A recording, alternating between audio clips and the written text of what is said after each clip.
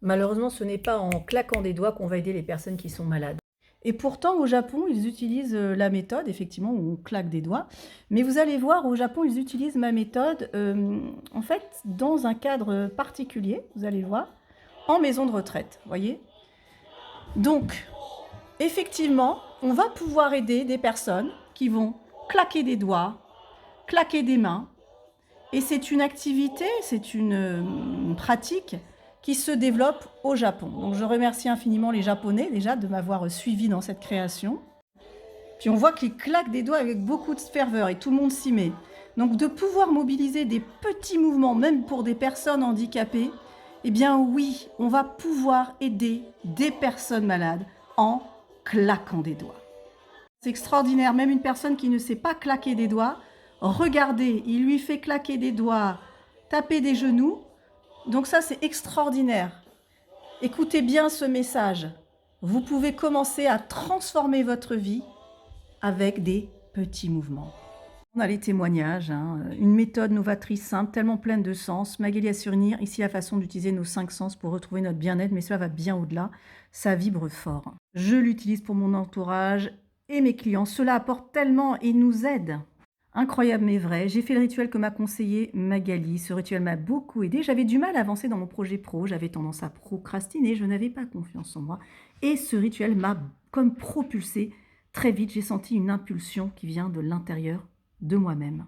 On a un très beau témoignage de Bruno justement qui allait passer son scanner et que grâce à l'utilisation des fameuses percussions, il a évité pour la première fois de sa vie, il a évité la crise d'angoisse. Et des témoignages comme cela, vous en avez des centaines et des centaines et des centaines, évidemment. Après, pour les curieux, on appelle ça des interventions non pharmacologiques. Ça veut dire quoi? Ça veut dire qu'à partir du mouvement du corps, on va pouvoir recréer une sensorialité. Et on voit que dès qu'on touche à la musique du corps ou bien au mouvement, c'est ce qu'on fait, on a l'amélioration du fonctionnement cognitif, de la communication verbale, non verbale, l'amélioration de symptômes psychologiques comportementaux, de l'état émotionnel, de la forme physique liée à la santé, de la qualité du contrôle du mouvement. Et ça, la source, c'est programme ICEPS, français, PDF, Montpellier, cancer.com, Non-Pharmacological Intervention Society.org. Et tout ça, c'est dans le livre que j'ai écrit 2 minutes pour aller mieux.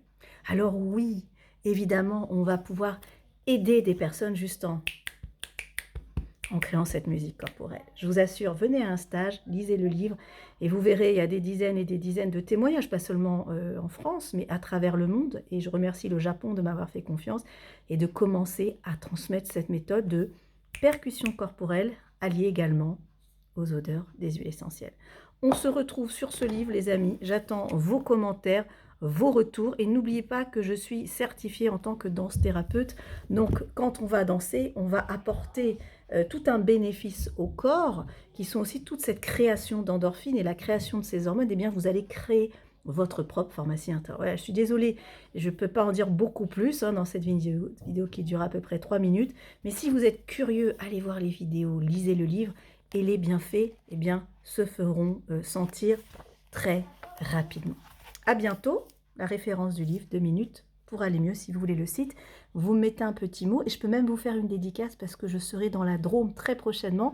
Et tous ceux qui commanderont le livre à partir de fin décembre, début janvier, je vous ferai une petite dédicace. À bientôt.